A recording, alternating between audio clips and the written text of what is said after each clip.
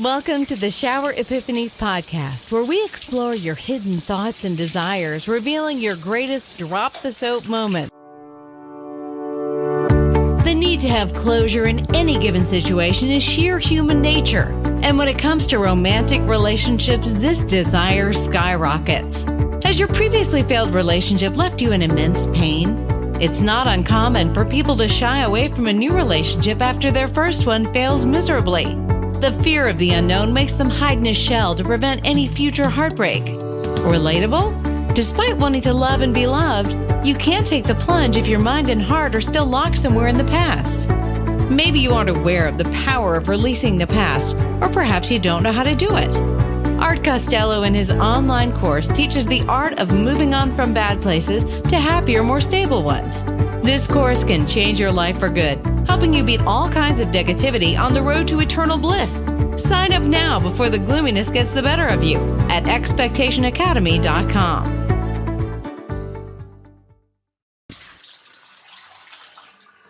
Now here's your host, Art Costello. Welcome to Shower Epiphanies podcast. Today my guest is Belkis Clarke-Mitcham, and I am so excited to have her here. Let me give you a little bit of information about her. She is a speaker, a coach, does trauma transformation.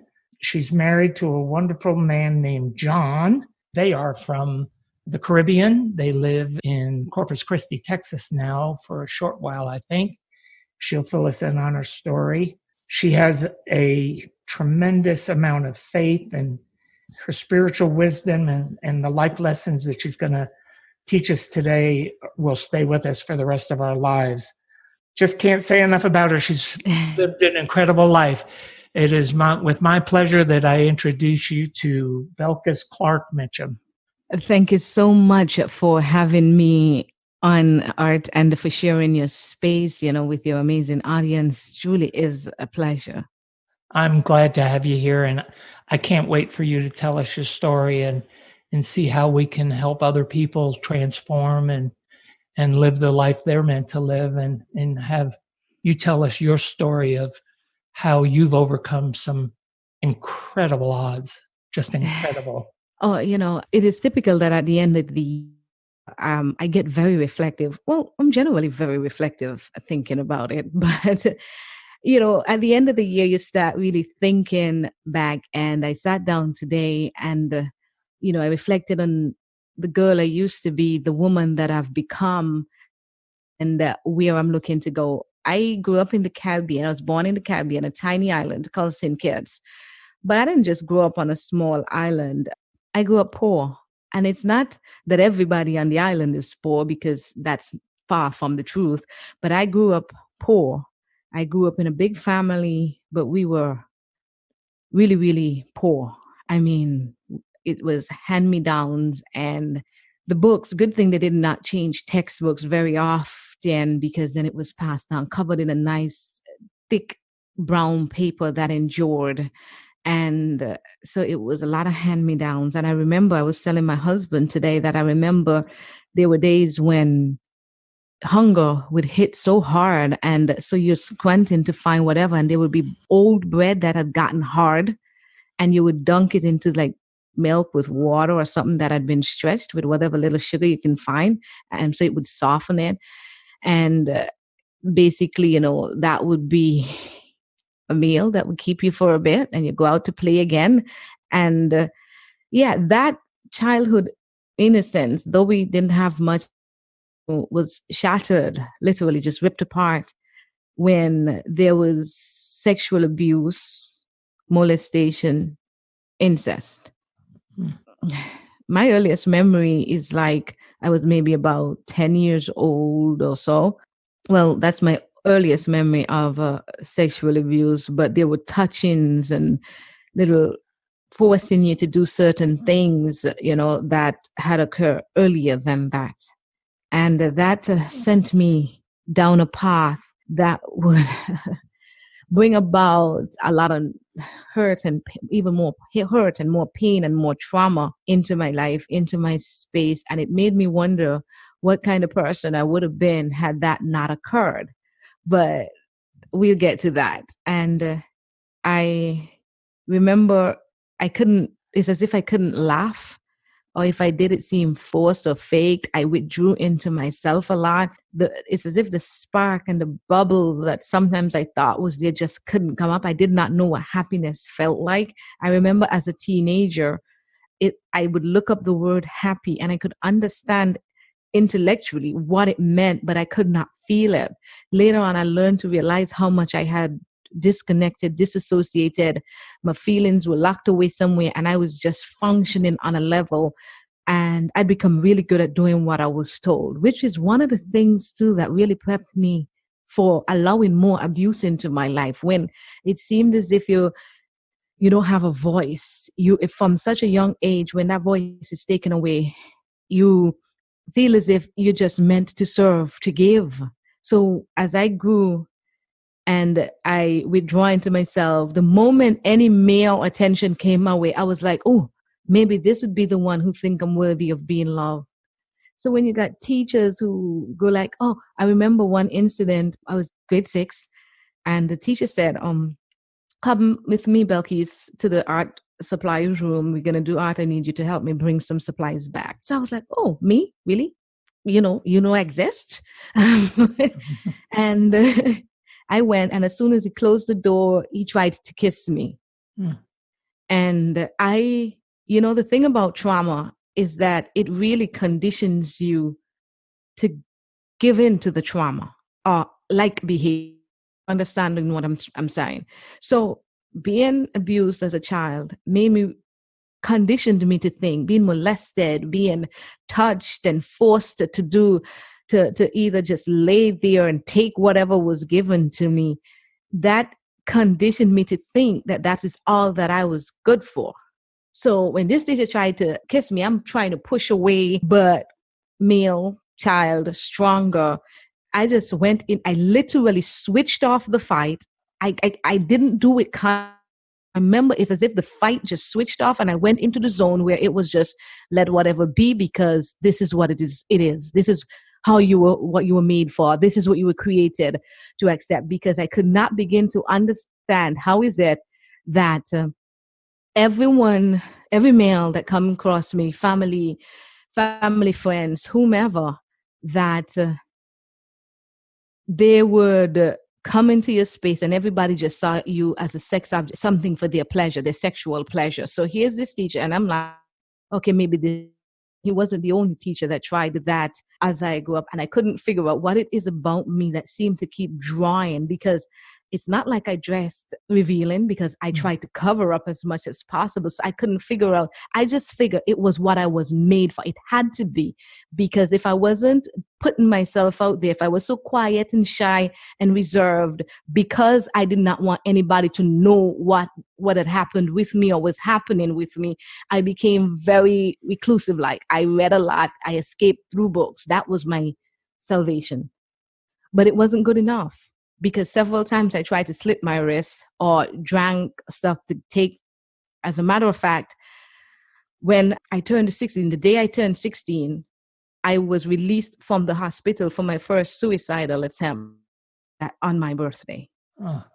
And I had several attempts after that, because I couldn't escape the torment, the torture I felt inside. I wanted childhood back.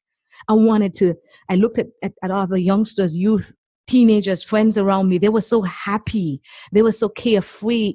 And I just seemed always as if I was oversensitive to everything. I was always unhappy. I did not know how to take the knowledge of happiness, the dictionary meaning, and connect it to a feeling. I did not know. And I felt just like torn apart, as if emotions were on one side and my intellect on the other, this other person, and I couldn't seem to bridge the gaps. I walked around almost divided with this hole that just go from head to my toes. So it was like a little space in between, never connected.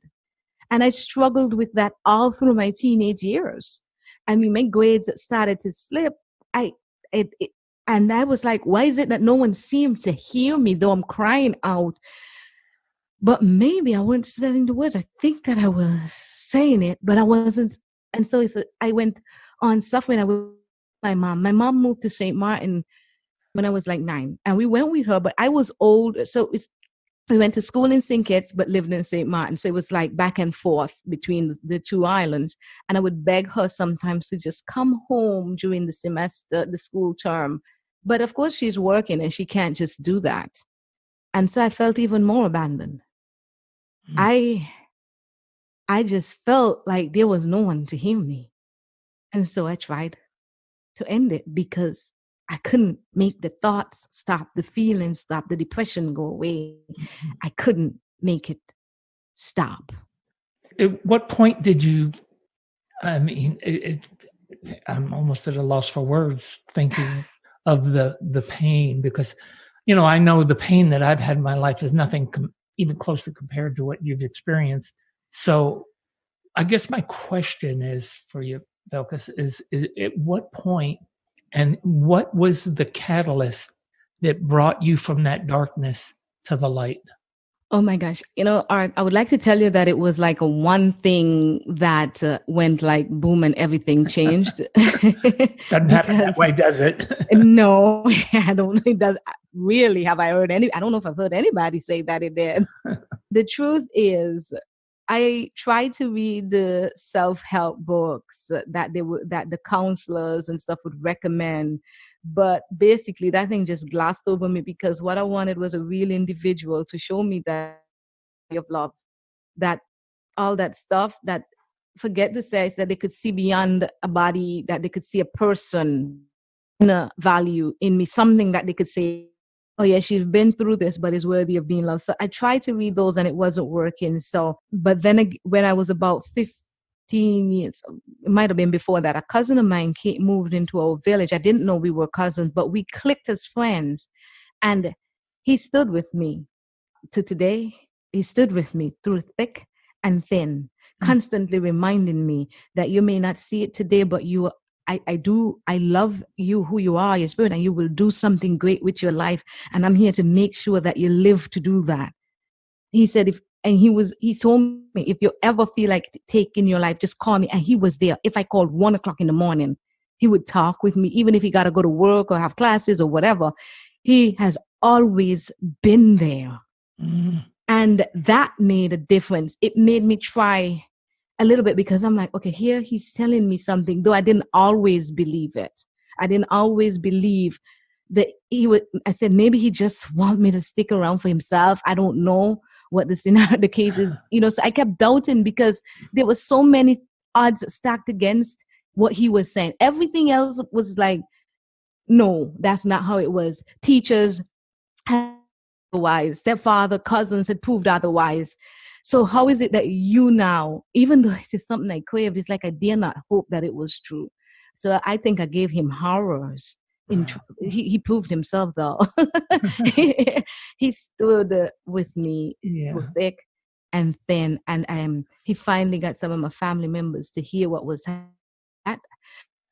When they heard the story that I was being abused, oh, good Lord, have mercy. I felt like I just wanted to crawl under a rock because it became like a family congregation or something where everybody had to get together and talk, but nobody was asking me how I was coping. Yeah. Yeah. It was why you didn't say. And then after that one incident, is that one time, then it's like it went away, like nobody checked to that, but he kept through. And then he joined the U.S. Army, and so there was the distance, and so it was a back and forth for me, bad relationships, and I was always I grew up in the church, but I remember I was in my married, rushed into a marriage, trying to escape the horror, trying to find love, trying to find acceptance, looking for value somewhere that somebody would affirm there was something worth saving in me. And I'd heard the message in church, but I didn't think I was good enough. I didn't think God could love me. I couldn't even be consistent and I was so dirty and I was so abused and that holy God could not possibly love me. And so I gravitated and pulled away from God. It was back and forth. And I rushed into a marriage, and he turned out to be abusive. I remember being held by my hair and dragged across the floor and thrown against the wall and choked, and I had to sleep in the car. And it was It was not good. Yeah. And yet, sorry, go ahead. No, I understand. I'm just going, it's unbelievable. I mean, and yet I wanted to stay in the marriage because in church we were taught that when you got married, you're supposed to stay married. So though it was killing me, this young girl just wanted to stay, but something in me, you see, all of what I heard from God. I heard from the self-help books. I heard from my mom because my mom was trying. I just think that my mom had me when she was a teenager. So she grew as a parent. She didn't just have all this stuff. She learned over the years, but I've seen her done phenomenally. She have admitted when she was wrong. She have learned and she have grown. And she's now my staunchest supporter and my greatest and my best friend. Next to my husband, that is, because he's awesome. Yeah. But that marriage is like as if God wanted to tear me out of that, but I kept holding on because of, you see how we've been socialized? It becomes a prison sometimes. And so here, the church teachings, he would have taken my life. And I'm going to tell you a story, and I don't want to get rude or anything, but when he finally left, I didn't even know he wanted a divorce. I heard it on the street. And then my mom called me that same day I heard it on the street that he was divorcing me. I didn't know. And we lived in the same house. And I went home and I asked him, and he was like, yeah. And if you don't know why, then I won't tell you. I'm like, what kind of closure is this? This don't make sense. And a couple of weeks later, he saw him being nice to me. And I thought, okay, he wants to maybe make up. So we had a sexual intimacy. And right after, all right, he looked at me. He cursed at me, bleep, bleep, picked up his bags that was already packed, walked out, never looked back. Has anyone ever inspired you to discover a happier, healthier, and more fulfilled you? It is a magical experience, isn't it? Inspiration is indeed very powerful, yet it's often undermined. It can lift you from the ground to the sky in no time. Have you ever thought about returning the favor by inspiring the people around you? If you don't think you have it in you, we have good news for you. Art Costello's online course has everything you need to learn to supercharge yourself and shape your character into a powerful personality. Get ready to discover your strengths and unleash the creativity within. Don't believe it? Check it out yourself by signing up for this life-changing course at expectationacademy.com. That's expectationacademy.com.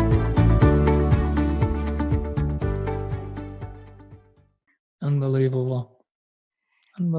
I sat outside one night under the nice Caribbean sky. I could never forget this. I could hear the ocean and I could smell the salt on the air. And I sat under that beautiful night sky in a dark corner of the yard with a razor blade in my hand, ready to slit my wrist. This was my turning moment because I heard, it's as if all that I had been reading and hearing in church and from my mom about this God, because I kept asking, where are you? Prove to me you're real. I don't want to know what my mother knew. I want to know for myself. And I'd been begging and pleading for years, dear God, please, just show yourself real if you are real. And I felt like he wasn't showing up. But that night he did, because I heard clear in my head, I died for humanity. You don't need to die for anybody else. That's tremendous. I mean, it's, I don't know if you know my story, but I had a conversation with God when I was 9 years old. And when God speaks to you, it is so moving in your soul. It stays with you for your life. But there's so much forgiveness in it and comfort that comes from hearing that. I don't know if it's forgiveness, but there's something in it when we have this epiphany of God presenting himself to us. And we're so, sometimes I think that we have to be so, it's such a point because, in my world travels and stuff, I've run into people that have been in war and that kind of thing. And it seems like people who experience this despair just open up like a flower to the word, the comforting words of how God speaks to us. And it becomes the catalyst for them to rise up, help others. They always seem to be people who rise up and help others and care about other people. Do you think that that's true in a sense? Yes, it is. I believe, you're talking about it, and I am smiling because it is so, a lot of the persons that I've met who've really been through some hurt, some pain, when they come into contact with that awesomeness of who God is, like you said, it is a combination of a forgiveness, a clarity, a peace, a love. It's this complex thing that occurs that is hard to explain. It doesn't mean that all the ills in your life disappears, but somehow there's an element activated in you. And I believe that because we were a spiritual concept first, we were born of a spiritual line of thought and thinking and a vision of spiritual vision formulated for spirit, God's plan, his idea of who we are. He formulated that in the spiritual realm and then added a physical being. So I believe when we come in contact with him while existing in this broken physical world, that original spiritual DNA in us is activated. And I think that is what comes alive when we encounter God. So it is this inexplicable thing that happens. Yeah. But it is as if it's so, I don't know if you would agree, if you felt like it felt natural. It felt as if, yes, this has always been there. I just didn't know. It just felt real right. Yeah, I do agree with that. I think that there is an awakening that happens within you when you believe and you have faith and you really start to believe. It took me, and I'm just going to guess, but I know at least maybe 20 or 30 trips up this mountain that I used to go to learn to believe it. It doesn't happen, like you said, overnight. Nope. It's something that grows and it grows and it grows. And another thing, when you were talking about your cousin being your guiding light at a certain point in your life. When I was in school, I had a teacher say to me these words that just made all the difference in my life. It was my social studies teacher, and he leaned over one day and he whispered in my ear, he said, "Art, you're going to be okay. You're going to be okay. Everything's going to be all right someday, and you're going to be somebody." And that's all he said, and he walked away, because I had been pretty much ostracized from my community. The kids didn't associate with me a lot. And there was a lot of different reasons that, we don't have time to today go in it. It's not about me. But my point is, those simple words from somebody can change your life, can change it for the better, and help catapult you into being who you're really supposed to be. Oh my gosh, Art. What you're saying is so ringing true. Just recently, when I read the story of a 9-year-old Alabama little girl that committed suicide because she was being bullied and taunted, I started an initiative to get persons to write a letter to boys and girls, and I use my platform to put it before other youngsters and to encourage them. And now you're saying this, and it so aligns with, because I believe, and I've seen it too many times, you never know when the words you utter to an individual will make the world of a difference, literally. Absolutely. And I knew you were involved with helping that little 9-year-old girl because I saw it on your social media. Yeah, there are too many of our youth that are living with a hope. We got youth that become hopeless. Hopeless youth become hopeless adults if they make it into adulthood. And I'd love to see more of our young people make it into adulthood. And I'd love to see more of our adults make it past the age that they're at, and the level of happiness that they're at, and the level of passion, or lack of passion at, so it really moved me. And it is an ongoing initiative, called Letters to Our Sons and Daughters. And I, encourage persons, just let me gather these letters, and I repost them on my page. But I do more than that, because when I deal with youth, then there are a collection that comes out, and if something resonates with them, I want to know they could walk away with that, and in a tough moment, remember it. Those youth are our future. I mean, and that's why they're so important, to get the word to them that there is hope and that there is a future out there, even as bleak as it looks sometimes. Mm-hmm. It's really when you stop and, as you know, because I'm 71 now, and I look back on my life, and when I was 9 and 10, that's why I went to that mountain, because I wanted to ask God what was going to become of me.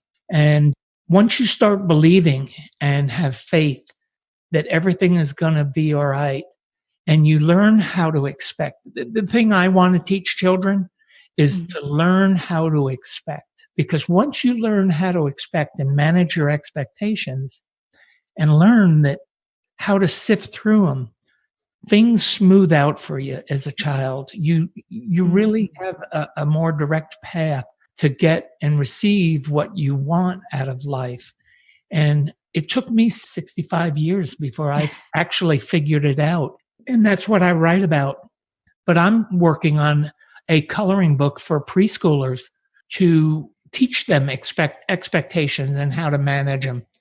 So there's a lot of good things that we're all doing. Yeah. You know, as we get to time to say goodbye and wrap up, can you tell me what you would like to leave with everybody right now? Some thought that you have that you want to share that you think is really important that could save somebody's life? Oh, definitely. You know, no matter, life could hit us some blows. Life could really knock us down, knock us for a loop, knock us out, give us some serious punches. And it is easy sometimes to stay in that comfort zone of low expectation, low visions for our life, because every time you rise, it's so much effort to pick yourself up and go again. It takes so much energy, and you just seem to be getting beaten back and back and back again. But you know what? Trauma, hurt, pain, brokenness cannot destroy what it did not create. And it did not create the beauty in you.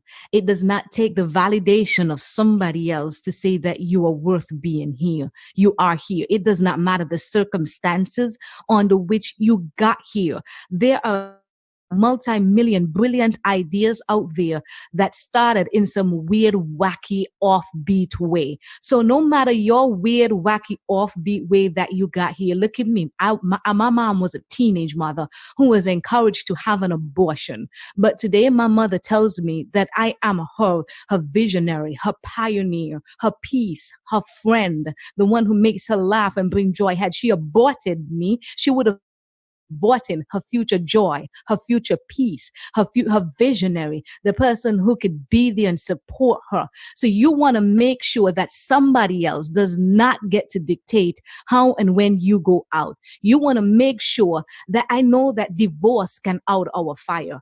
I know that maybe we wanted to get a degree and we didn't, and that could out our fire. I know that lack of finances and poverty can out our fire. I know that the struggles of life and the painful rejection that we receive can out our fire.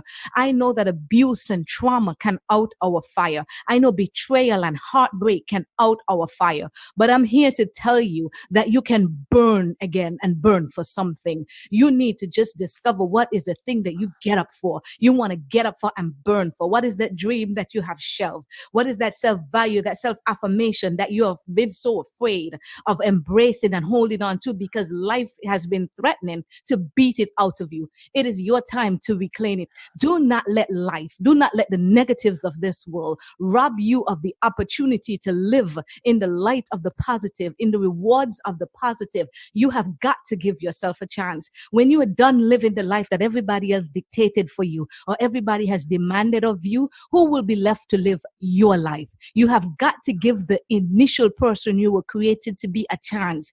And you weren't here by mistake. And each of us is a marvel in our own way. So it's time for you to step up and burn for something. What is it you want to burn for? And be a marvel in your environment, your specific way, in your little way. It don't have to go according to the dictates of anybody else. It don't have to look like anybody else. People may ask you, who do you think you are? People may try to push you down and keep you locked in. But that is because there is something that disturbs them. And what disturbs them is the great in you. And your great don't need to be a big splash. It could be a tiny ripple that just disturbs a thing beneath the surface. But as long as you're creating your kind of wave, you deserve to have that. We should not die. It's a travesty when we die having not lived who we were meant to be. Give yourself a fair chance, and it might be tough, but it can get easier. And there is life beyond the trauma, life beyond the pain, life beyond the brokenness, life beyond the poverty, and you can live beyond it. Preach it, sister, preach it. Oh. Woo. Man, I'm so proud of you. I'm so proud of you. You just said it so eloquently, and it is my heart, Art. I know it is. I know. Can you tell us what is on the horizon for Belkis and where we can get a hold of you, and anybody that wants to share with you can find you?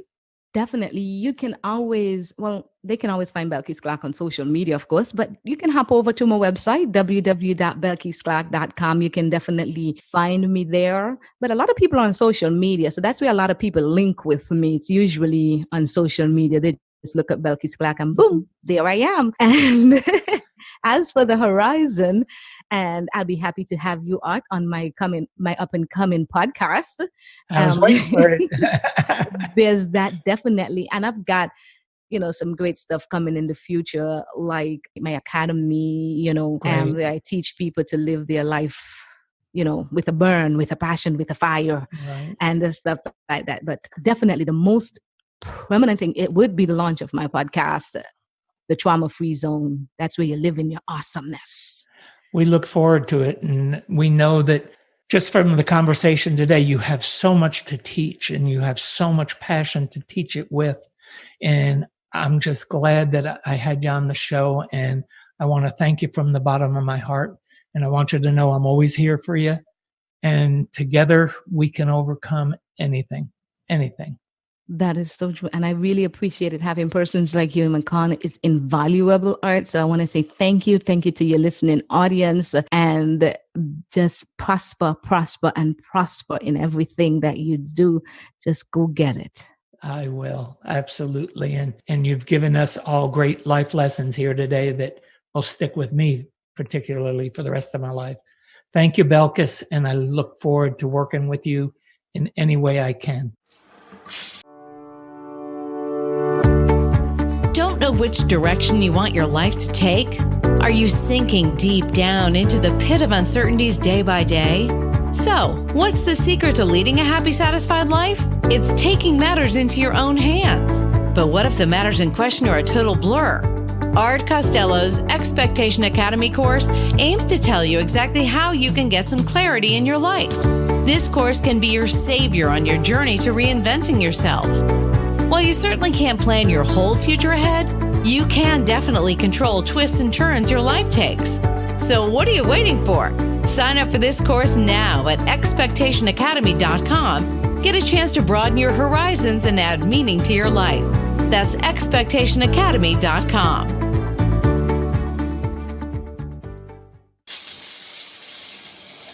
Thanks for listening to the show. Drop us your comments and questions with what you want answered on the show. You can subscribe on iTunes and Binge Network. You can also get more information on the website, expectationtherapy.com.